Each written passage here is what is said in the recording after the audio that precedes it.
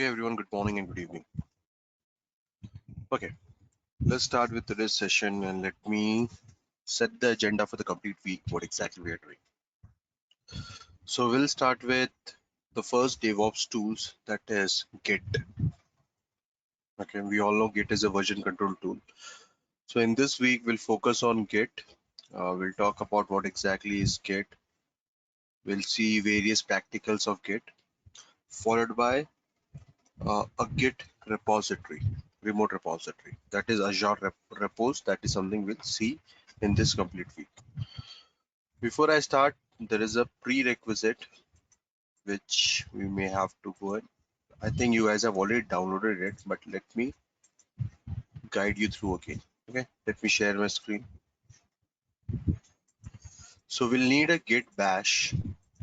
Just make sure if you guys have not downloaded from my previous sessions, make sure to go and download Git bash. Hopefully my screen is visible to everyone.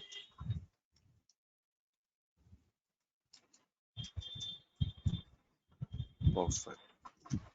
Okay, so I'm using Windows. So you can go for Git bash for Windows. Similarly, you can have it for Mac and Linux as well in case if you're using Mac, guys. So just go on this first link itself. There is an option to don't go on this link. Give me 1 minute.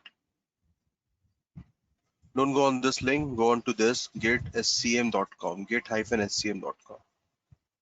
Okay. Over here, you can go to Windows and then just make sure to download this 64-bit. This one, standalone installer. Let me share this link. Okay. Once you install Git bash, and if you go and look into your search box, you should see three types of Git icon: Git bash, Git cmd, Git GUI. Git bash is basically the bash shell. So we have already seen Linux. So we all know what is bash shell, what is the advantage of bash shell, what are the additional features bash shell will provide, and all your Unix like command will work in Git bash. Okay. Second, Git cmd is more like DOS. If you're familiar with DOS commands, then you can go and use Git cmd.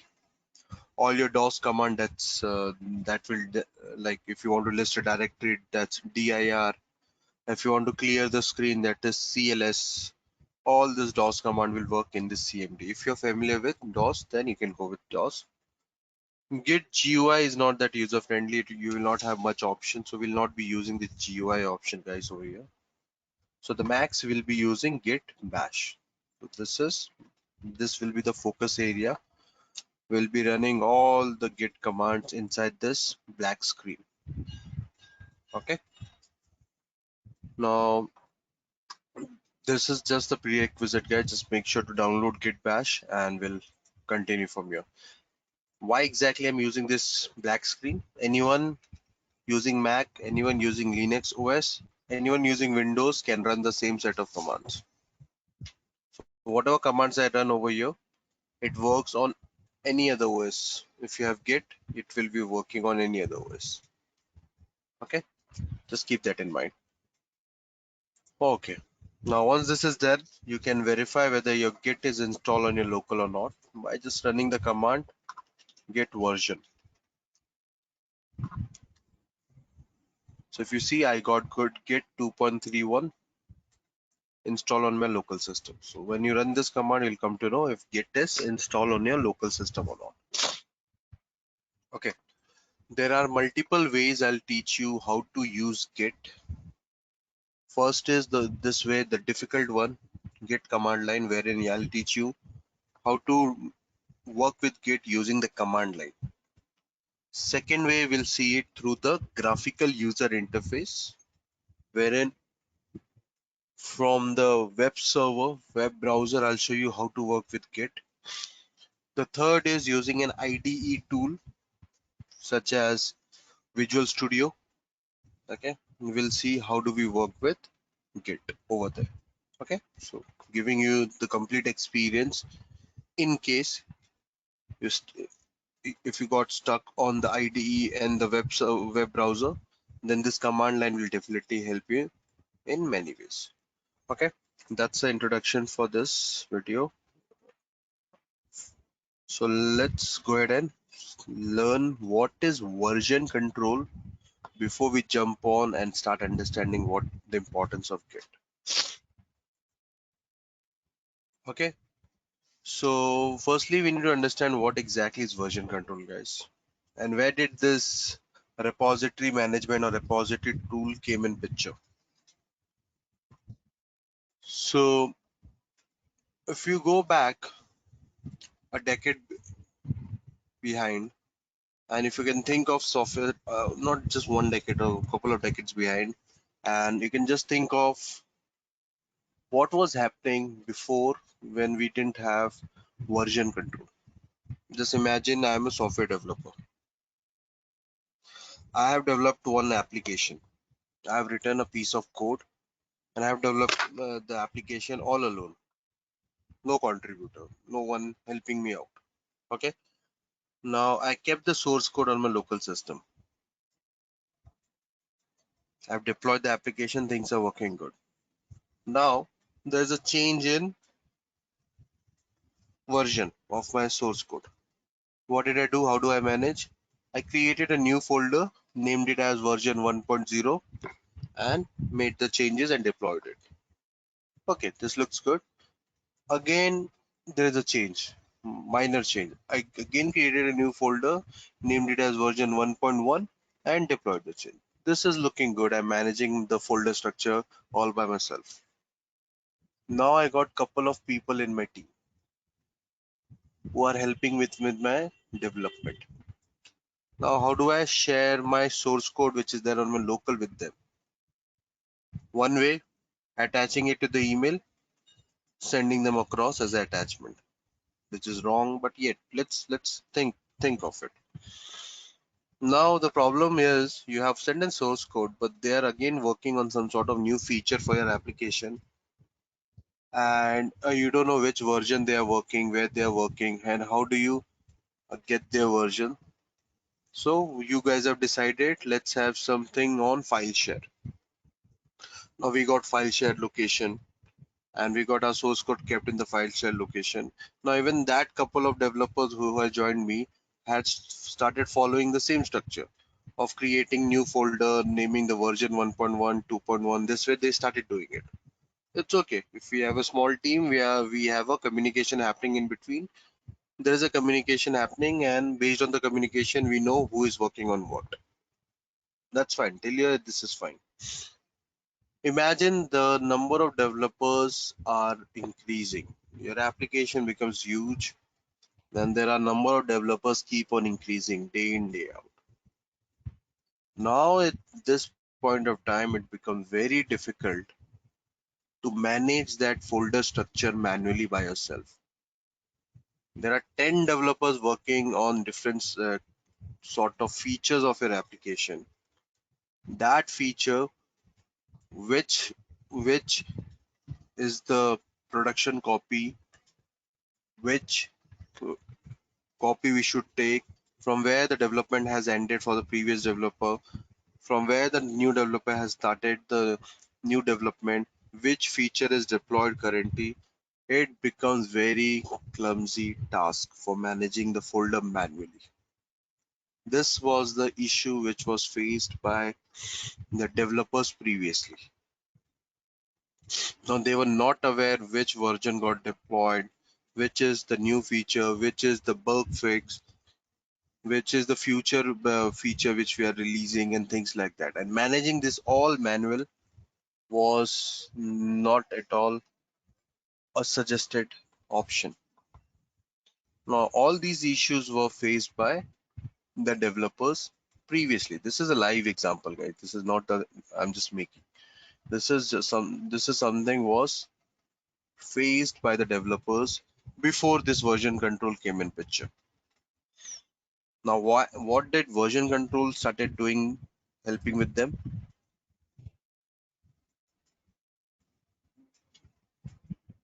Now, version control is also known as source control, is practice of tracking, managing changes to the software code. Now, the things which were happening manually, As I said, creating a folder, creating a new folder of version 1.1, version 1.2.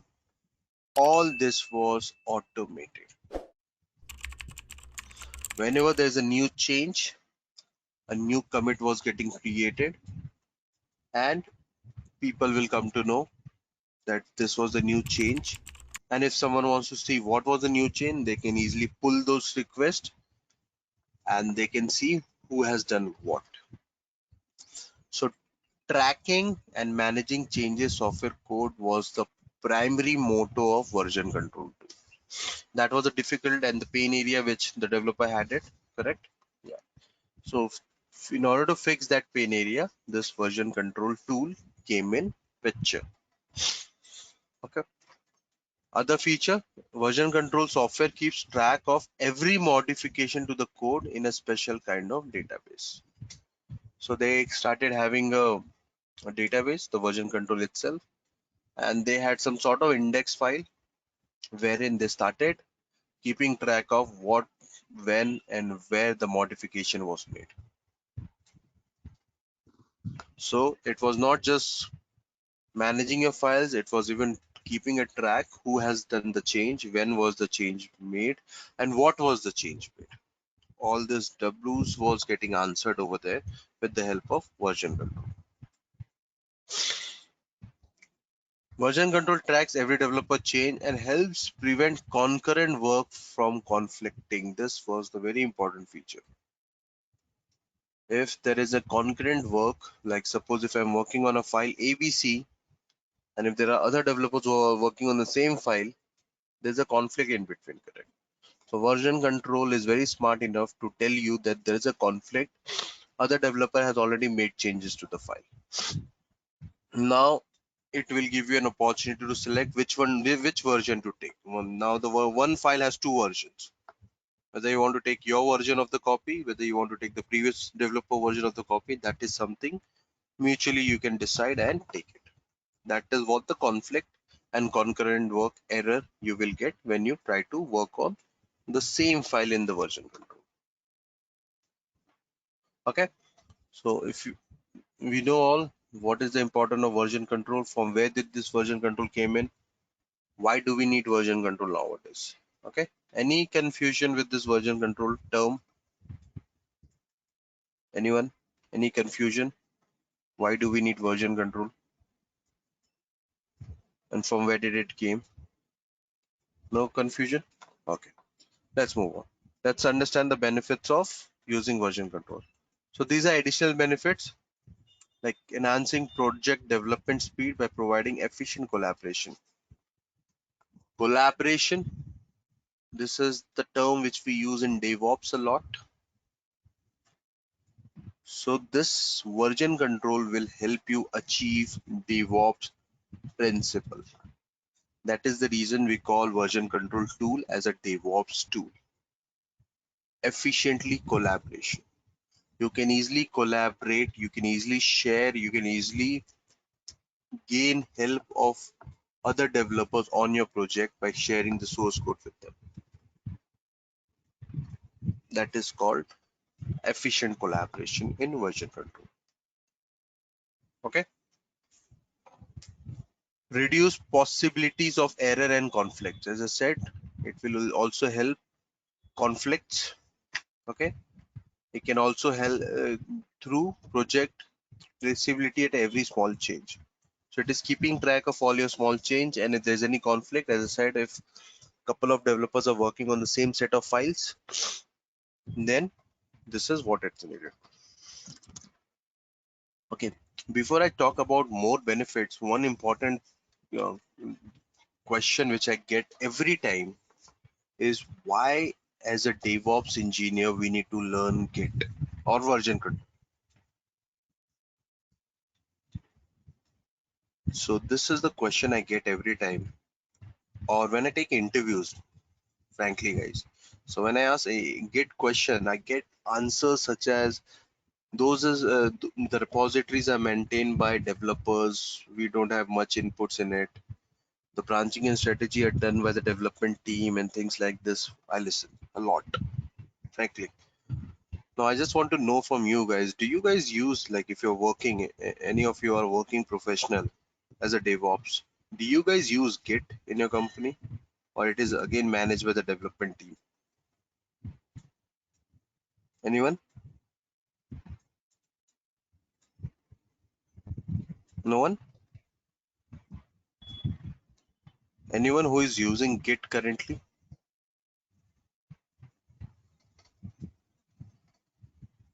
No Hi. one? Yes, currently I'm using Git version control.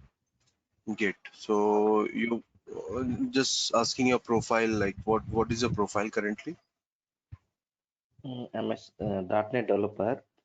Okay, you're the developer.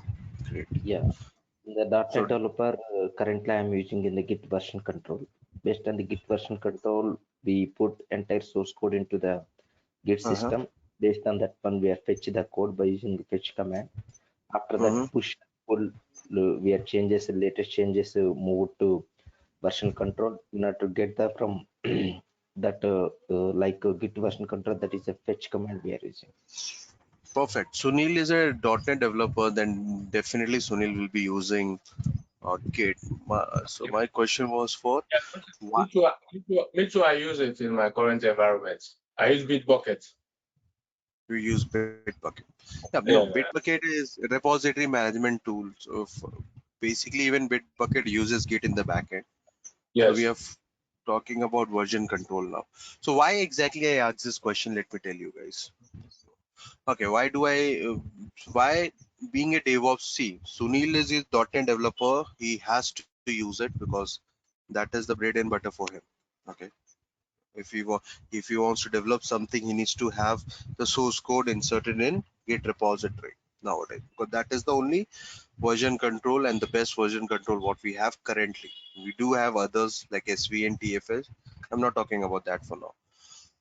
Okay, for DevOps engineer perspective, we do need Git knowledge, not just knowledge. We need to have a very good hands-on Git. Why?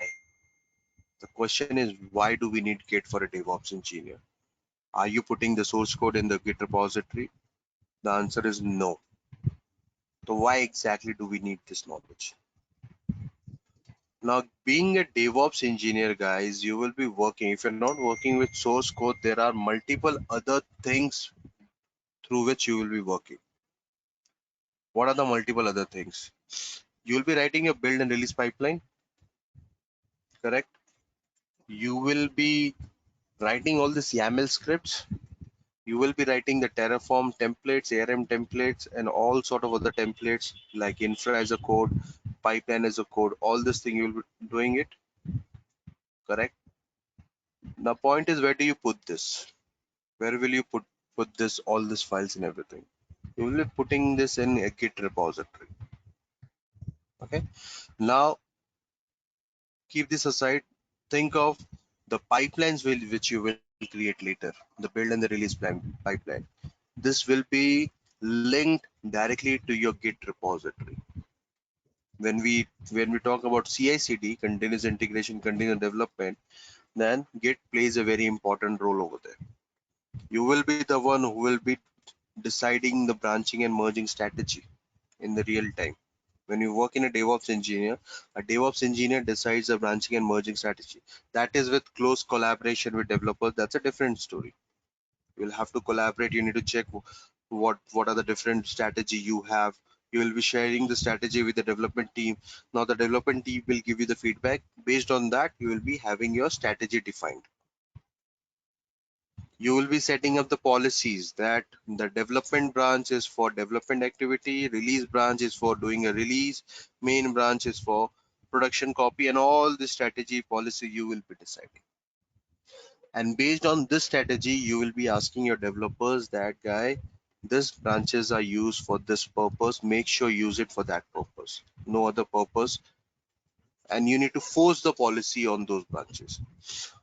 All this you need to know. You need to know the branching strategy, you need to know the merging strategy, what type of merge you can use, what is cherry picking, what is squash, what is fast forward, what is rebasing, what is non fast forward, what are the different types of merge. This is, you should know. Now you cannot tell no that this is done by developer. Now if you give this control to development team, if it's a small team, they can communicate and they can do things by themselves, no problem. But if you're talking about a big project wherein they have 50 plus developers, you cannot give such controls to the development team.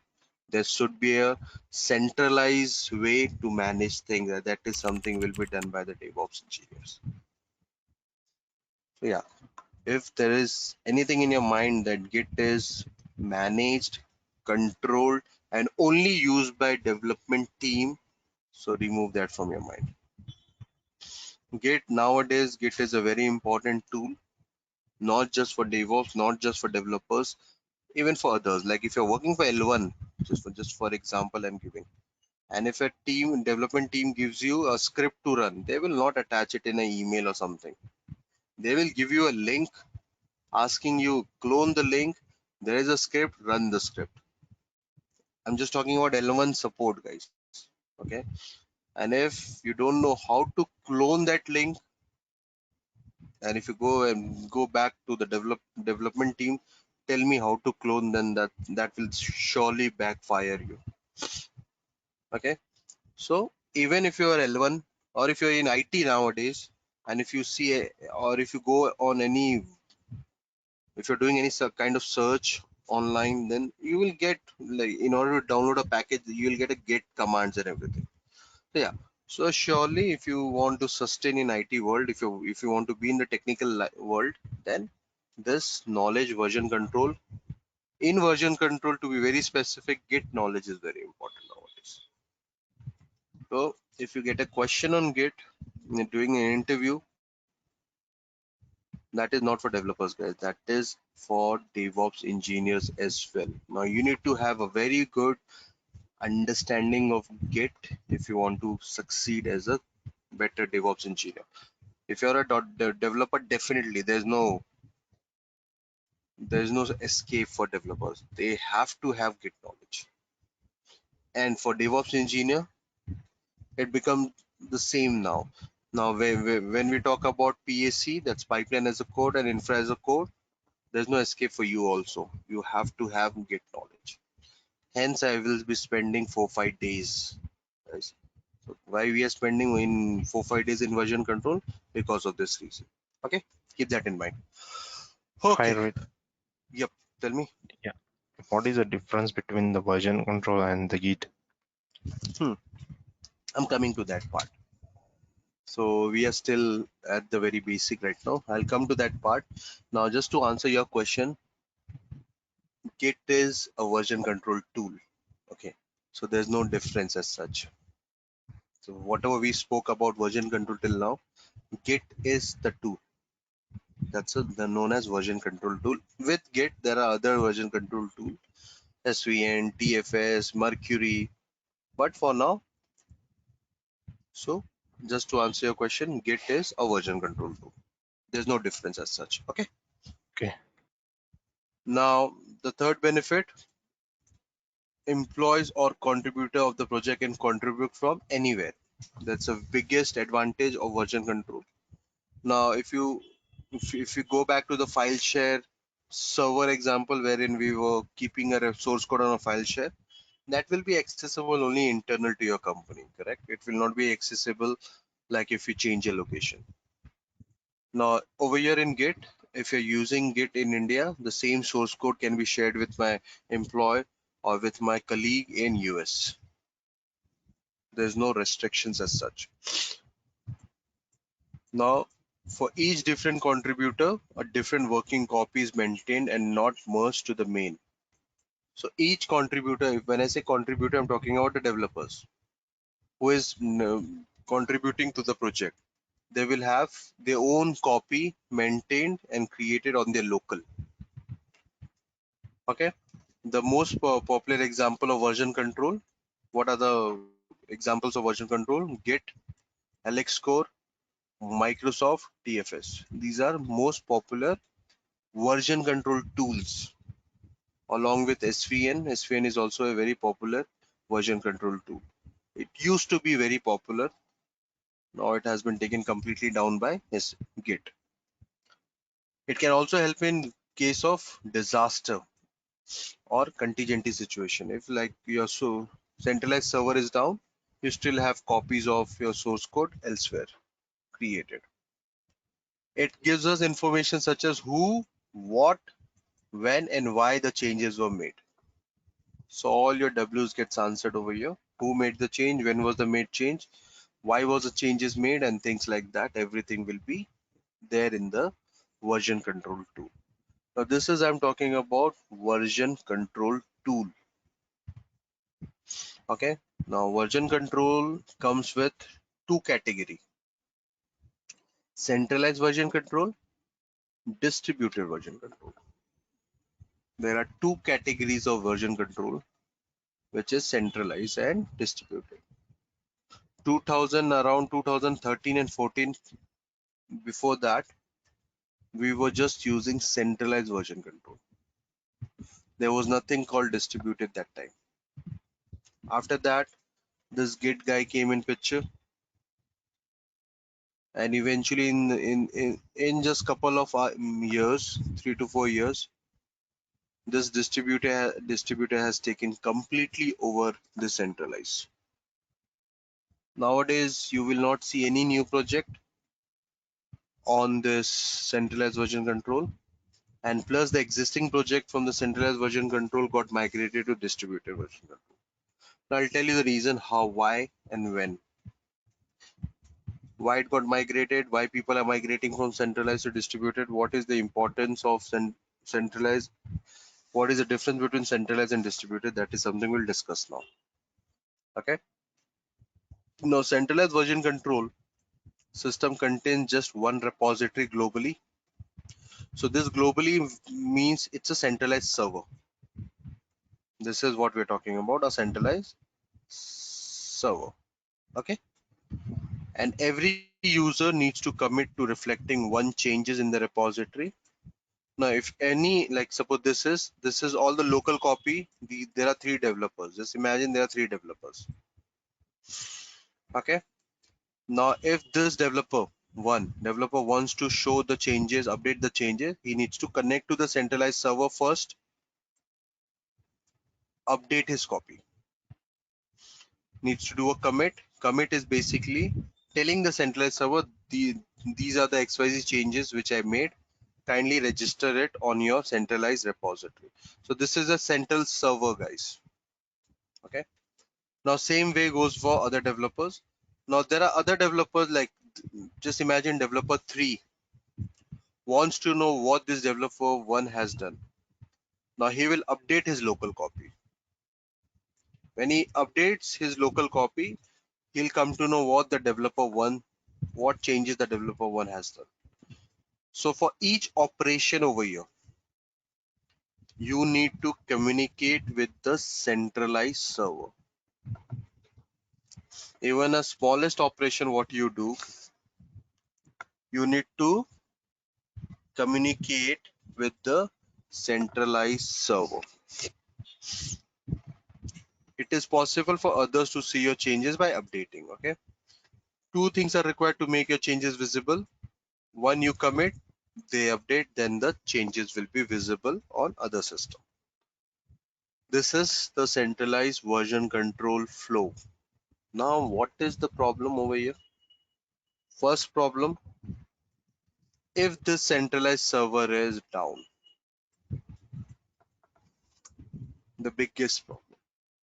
If the centralized server is down, all your developers will be sitting idle.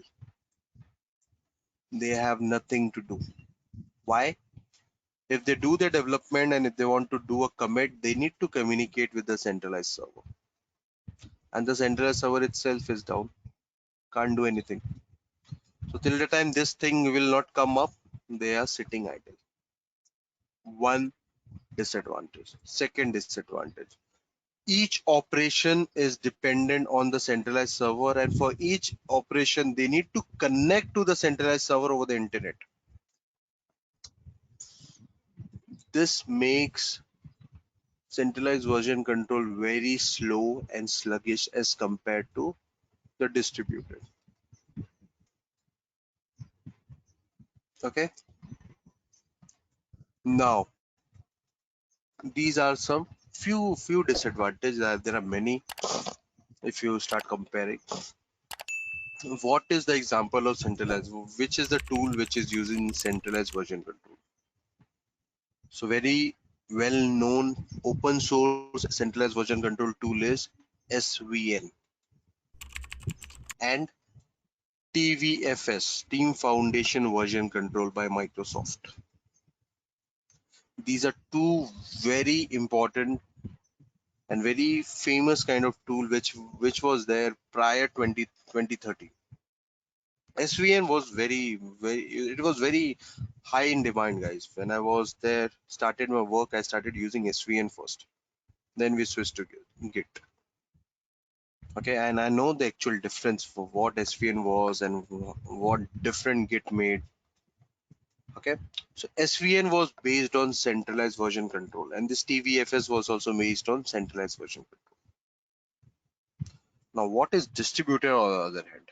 What distributed did different than, and why distributed is so famous nowadays? Let's go and see it. Distributed version control system contains multiple repository. This was the biggest change what they brought. What do I mean by multiple repository? So does it mean distributed doesn't have a centralized version control? Centralized repository? No, that is wrong. We do have a centralized repository in distributed also. And we do have developers working on getting the local copy and working. Now what extra they did? They got this extra layer added in distributed. Now what is this extra layer? The extra layer is nothing but these are local repositories. What are these? These are local repository. Now over here, they were just creating the files, the folders on the local system. And for each operation, they need to connect to the central server. Now, what distributed thought of with seeing all the issues what people were facing, what they thought of that let give them the local server, let them maintain their own repository. So what was happening with this distributed change? Whenever you were having a centralized repository, you clone it and keep it a copy on your local system. And this copy will have your local repository as well. You have a local repository now. Now for operations such as commit, remember commit and all, for which you were connecting to the centralized server, over here you're just connecting to your local repository. So whatever operational work you're doing, your commit, this, that, everything, update, everything you're doing at the local repository level. You're not connecting to the central repository also. Imagine if this part is down. You can still work. You have all your developers have your local repository servers. They can still work. The work will not stop. They can still work. They can do a commit onto the local repository. And when this thing comes up after a certain time, then they can push. Push is basically an operation which will push all their local changes, and they will merge all the changes to the remote repository. And pull is an operation through which people will fetch others changes. Like they will pull the chain, they will get all the latest changes onto their local repository. So only while doing this pull push operation, which is done at the end of development, when you're done with your development, done with your local testing, everything is done. At that point of time, we'll do a pull and push. So this is done at the end. And because you are very rarely you are connecting with your centralized server, there is very rare interaction happening with a centralized server, and you're majorly interacting with your local system itself. So imagine that's my laptop. On my laptop, I have my local repository created, and within the laptop, I'm doing all the operation. Just imagine the speed as compared to your centralized server. Hence, distributed version control is more faster as compared to other version control. Plus, if you see, this is the repository which you got created everywhere. So these are the copy, exact replica copy of your repository which is getting created on on all the developers local system. In case if this is down, they still have the copy, they have the backup with them. Again, a benefit of using distributed version control. Each user has the repository and a working copy. User needs to pull to fetch the latest change, whereas developer need to push the changes to update the remote repository. There are 4 operations: you commit, you push, they pull, they update. So when you commit, you push, the other developer will pull the change and they will see the latest change updated. This is what distributed version control. Talking about advantage of distributed, there's no dependency on centralized version control. Second, you get n number of copies, working copies created on all the developer system. Third, it is more faster, scalable as compared to the centralized version control. Why exactly it is faster and scalable? There is a point, it is based on reference and pointers, which I'll talk about more when we start doing the practical stuff. Then at that time I'll talk about more why it is faster. It also maintains an index file, which makes it more faster and scalable. What is indexing? I'll talk about that later. For now, these are the features. What are the tools which is using distributed version control? So the tool is Git. Git uses distributed version control. Now understand why Git is so famous and why Git is getting used widely. Git came in picture somewhere around 2013 and 2014, guys. And after 2015 and 16, it completely took over SVN. All the development which was happening on SVN, the legacy development, people started like crazy. They started migrating from SVN to Git. That was the very, if you go and see the Google trend, SVN and Git, go back in the year 2011 and 2015 and 16. See the trend, how drastically the SVN came down and Git took over everything. Because of this feature of distributed version control, nothing else. SVN was a very nice tool, but if you start comparing SVN and Git, there is no apple to apple comparison. SVN is centralized. Yeah, I have worked it even for a single commit. I know how much time it took. After working on Git, you can understand the difference. If you just worked on SVN, you'll not find any difference. But yeah, if you worked on both the tools, you know what major changes Git has brought. Now this is the same what Microsoft has acquired. Just imagine even Microsoft was having centralized version control, its own proprietary tool TFS, Team Foundation Version Control. It is Microsoft proprietary tool. Now even having a centralized version control, still in the year 2019, Microsoft has acquired GitHub. Not completely, but partially. We all know the news. 2019, Microsoft acquired GitHub, and it has integrated GitHub with Azure DevOps. And that tool is now known as Azure Repos. Now, Azure Repos is nothing but it is using Git in the backend. Now, Microsoft is also very smart. Microsoft knows it. Like if they don't go with the trend, sooner or later they will be thrown out of this market. So Microsoft used the technology of GitHub, integrated the GitHub with Azure DevOps tools. Now that is known as Azure Repos. And all the major cloud provider like your GitHub, GitLab, Bitbucket, Azure Repos, they are all using Git in the backend. They use Git. Git is the tool. Now there is a biggest confusion over here.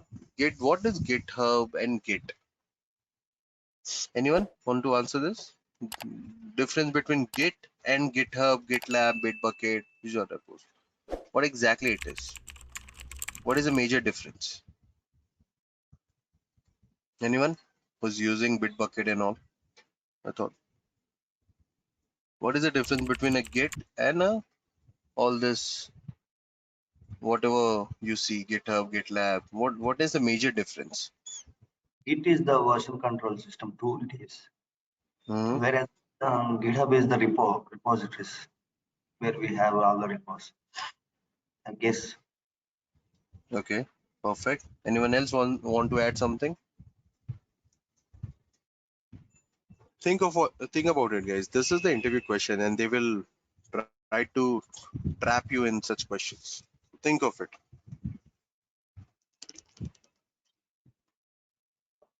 Anyone wants to give it a try? No one? Okay.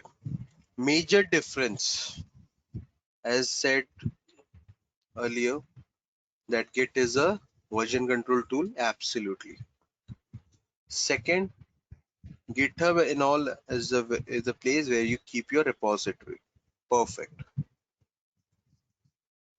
The major difference is Git is a tool wherein GitHub, GitLab, Bitbucket, Azure Repos is a cloud provider.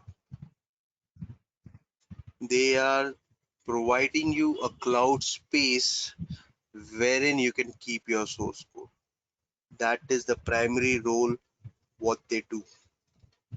What they are cloud providers giving you a space to keep your source code.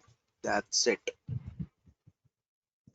Now that's a different story, that they have all sort of other things integrated. Nowadays you can do most of the tasks using GitHub. Now they have started, GitLab has started with Git action, and many things they have started, work item management. That's a different story.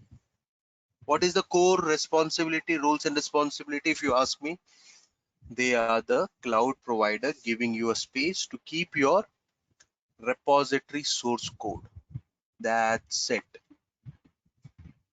That is the only work primary role they have it.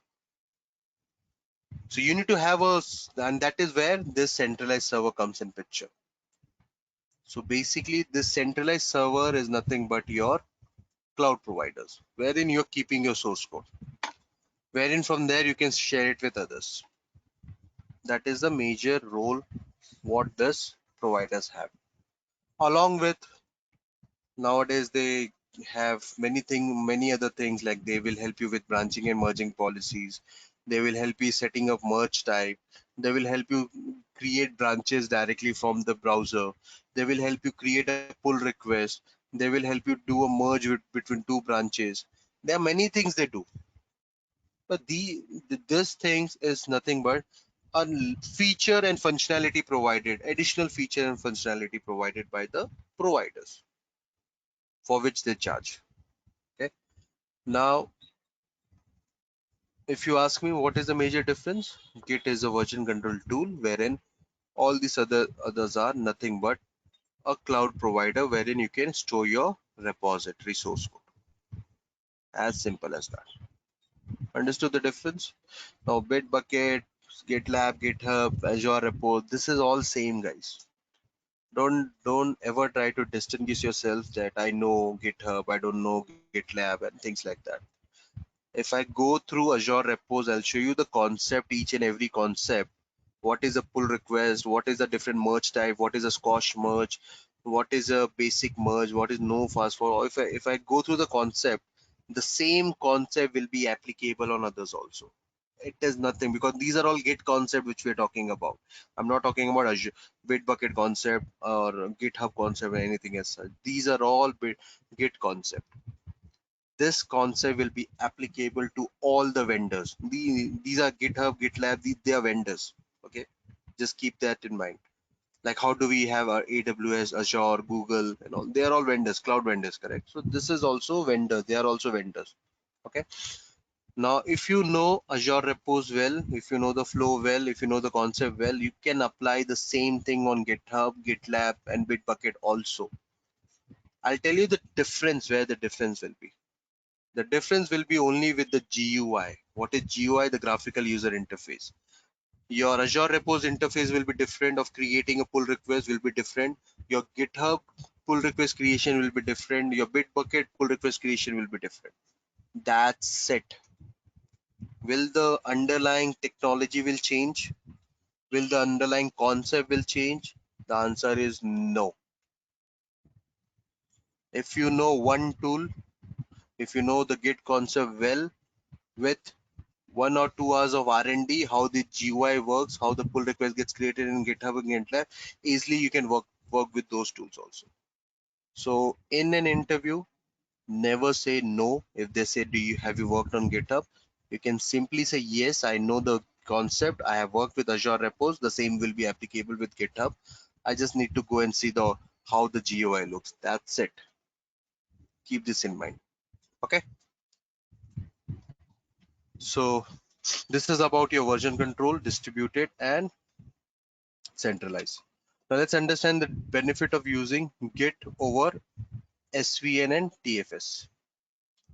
So Git utilizes multiple repository, a central repository. Your central repository is nothing but your GitHub, GitLab, and things like that. And a series of local repositories. Local repositories are exact copy, as I said. In distributed, you will have multiple local copy that will look like exactly the centralized repository, complete with entire history of changes, unlike SVN. In SVN, you will not have all this. SVN is centralized repository. A Git workflow is similar to SVN. As I said, Git is following the same principle of SVN with an extra step or extra layer. We had an extra layer of creating our own local repositories as well, correct? To create a new feature, you take an exact copy of central repository to create your local repository in a local machine. So this is the extra layer what we have with Git. Many developers prefer Git. Why? It is faster to commit, as we all know, because it is connecting to your local system only. It is not connecting to the centralized server. No more single point of failure, definitely. If the centralized server is down, the developer can still work on their local copy. We all know why. They have the clone on their local system that is acting as a local Git repository, and they can still work. It is available offline. Okay. On the other hand, TFS works on the concept by value, wherein Git works on the concept by reference. What exactly it means? Let's see. This means in TFS, the total number of branches equal to number of physical folder. If you create a repository, a centralized repository on a local, there is a folder basically getting created, and there's a switch happening between the folder. So like if you create multiple branches, a new folder getting created for that branch. Wherein in Git, the total number of branches are logical, and only the reference or pointers moves ahead and back with each branch.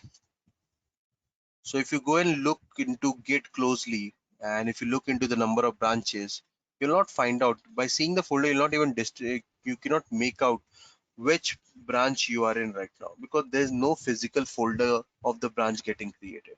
It's just your source code. Okay. Now by seeing the folder, you'll not even come to know which branch you are in. When you open it, you'll come to know which branch you are in. So the branches are logical over here, and there is a pointer which moves up and down for doing your operations. I'll show you the pointers and the head and everything in Git.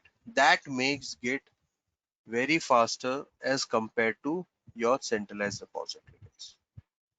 Okay, keep this in mind, because this will be an important question. What is centralized and what is distributed?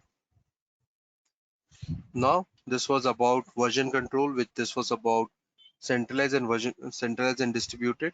Now we'll focus on the tool called Git, and we'll take this session further, understanding Git in great details.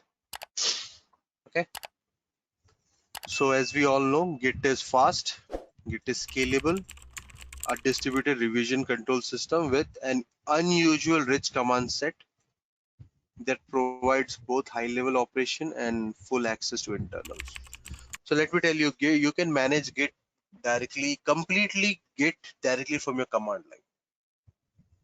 It has n number of commands available in the market, which will help you achieve what you want. So there's not even a need to go and use GitHub, GitLab, and things like that. You can do things by yourself on your local using the command line. Okay, but if you want to have something stored and if you want to collaborate with others, then you may have to use this remote repositories. Okay, but Git has all the commands which is required to manage your entire Git. Distributed revision control, we have already discussed this. Version control is a form of version control in which complete code base, including full history, is mirrored on every developer's computer. Okay, it enables automatic management, branching and merging, speeds up most operation, improves the ability to work offline, and does not rely on single location for backup. This is all we have already seen. Okay, there are 3 stages of Git. Now these stages, I'll talk about the stages. I just have a couple of minutes left, but it's okay. The 3 stages: working directory, staging area, Git repository. Now let me show you a quick demo. I'm creating a folder. Let's name this folder as Git test.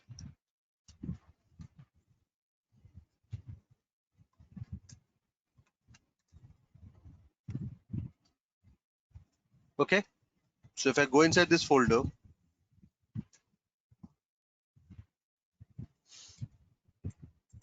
if I create a file in this, let's create a text file, write something to it, hello world file, something like this. And if I go inside and write something inside this file, welcome to Git course. Okay, now what did I do? I created a simple folder. Inside that folder I created a text file.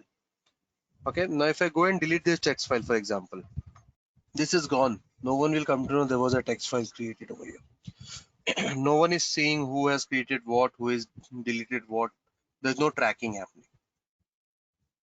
But what if I convert this local folder git-test into a Git repository? Can I do it? And after that I start putting files. Then what can Git track things for me? So only I'm talking about this folder, guys. I'm not talking about my complete desktop. This is an additional folder I've created. Inside this folder, if I just right click, there's an option of Git bash. In case many of you, if you're not seeing this Git bash option, so no worries. Open Git bash from your search, and we'll be using bash shell, guys. Open Git bash from your search. I already have Git bash over here open. And where exactly my folder is? My folder is somewhere on the desktop, correct? So can I use cd command? pwd, we all know what exactly it is. Cd desktop and then git. See, I'm just doing git and tab. That's tab auto completion. This is a feature of bash shell. We all know it, correct? We have seen it in Linux. Okay, now where are we? We are inside this folder. Now if I run any git command over here like git status and all, this will not work. The error is not a git repository. Now I can convert this folder, just this folder, as a local Git repository. I'm not even concerned about the centralized server right now. I don't have a centralized server. Later we'll see the example of centralized server. That's a remote repository. We'll talk about that later. For now, I'm just talking of concern about I'm a developer. I started with a new development. I want to use Git. What is the first thing I do? Git init. Git init is nothing but it will go and initialize a local Git repository inside this git underscore test folder. If you see initialize empty Git repository, and now if you see the difference, it is showing something called master over here. What is master? That is something we'll talk about later. For now this folder is a Git repository for me. Now if I go back and get that file again, hello world file is back over here. Now if you run the status command, Git has started letting you know there is a file which was added into your folder. Now Git is seeing that file for you. It is not tracking yet. It is still in untracked stage. What exactly it is, we'll talk about. Tracked and untracked state, that is something we'll talk about. What exactly the status command is, that is something we'll talk about later. For now, just keep in mind, Git has started viewing the file for you. If I go and delete the file now, Git has nothing to do. Git will ignore it for you. Okay. But for now, just keep in mind, Git has started viewing the file for you. Now, when you run the file git init command, there is a hidden file gets created .git file. This is hidden file, guys. Now, this is visible in my case because in my view, I've added hidden items, checked hidden items. That's why this is visible. Okay. And if you want to view the command line, like if I do ls for list file, you won't see that hidden file. If I want to view the hidden file in Linux, the command is -a flag. Then you can see the hidden file. Okay. So in this file, this is the very important file, guys. This file will have all the information regarding the configuration, regarding the reference, the pointers, and the complete history. And even the index file, there's no index file over here right now, but when you do a first commit, you will see an index file also getting created. Now, whenever you want to take a clone, like suppose you're moving from your system, you don't have a remote repository, and you're moving from this system to some other system, then you need to copy this file .git file along with your source code if you want the exact copy. If I just copy this and put it on other system, I can start where I left. I don't need to do a init again and things like that. This file, if I have it along with my source code, I can start where I left. That is how a migration in Git happens. Okay, so we'll stop over here. Then tomorrow we'll start with Git again, wherein I'll show you the stages in Git and what init has done, what screen it is, and things like that. We'll talk more about Git tomorrow. And there are more than 50 commands which is there in this PPT, which we'll go through tomorrow and understand all the basic concept. Once you're familiar with basic concept, we'll go with the advanced concept. And the advanced concept is something you need to practice a lot, and we'll understand the advanced concepts. Okay, that's it for me for today, guys. If anyone has any question, this was more about theory. Now the couple of sessions will be more about practical, and when we do practical, make sure to do the practical along with me. And this practicals, whatever practicals we'll do, it's there in the assignments. Okay, you can even follow the assignment for Git. Okay, that's it for me. If anyone has any questions, please do let me know, or else we can wind up the call for today. Any questions regarding Git which you don't understand, or you want me to repeat anything? Yeah, tell me. It's not about Git, general question. Actually, my Azure account is free tier is expired. So if I use pay as you go, so how charges will be applicable? Like, just want to know that. Perfect. Yeah, so this Azure free account is only for 1 month, guy. So this is no unlike AWS. AWS gives for 1 year the free tier. Now this Azure is only giving for 1 month. So yeah, please go and convert yourself as pay as you go, because if you create one more free tier account, it will again ask for credit card and many things, and it will not let you create a new account. Okay, there are many restrictions. So yeah, please convert yourself as a pay as you go. As I said earlier, whatever services will launch on Azure cloud, that comes and that falls under free tier itself. So very hardly you'll get charged anything. Okay, so just follow my things. The whatever service type I'm creating, just make sure stick with the same service type. Don't create anything else. And plus, once you're done with your practical, make sure to delete. Like if you have noticed, whenever I do a practical, I immediately go and delete things. Okay, so make sure to go and delete things so that you don't get charged unnecessary. After the end of this course, hardly you should get charged 100 and 200 rupees. In dollars, if I want to say, it is $2 or $3, not more than that. Okay, so Okay. go and convert yourself in pay as you go. Just use it wisely. Make sure you're not launching any unnecessary services. Go and look onto the Azure's billing and see what is the costing and things are happening. Okay, and don't worry if you get unnecessarily charged. You can request Azure support team, asking them that you're still learning. Then most of the time they reimburse. Okay, but make sure don't go till that level, and just use the free tier services and don't use any expensive services. Okay, Okay. Got it. no problem. Anyone else? I do have a question because I was practicing.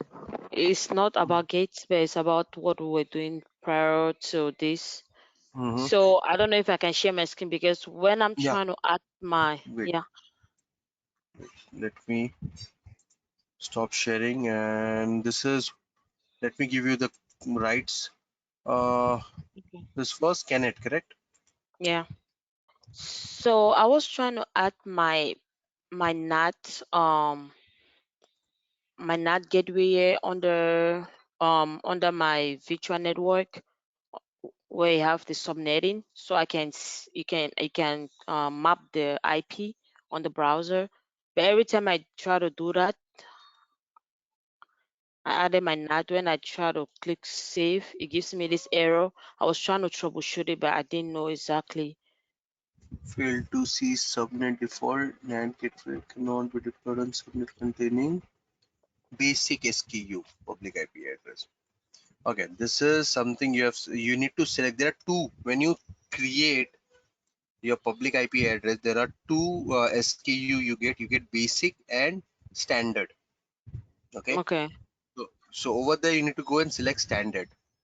instead of So the basic one. yes, you have selected basic SKU. SKU is nothing but a stock unit.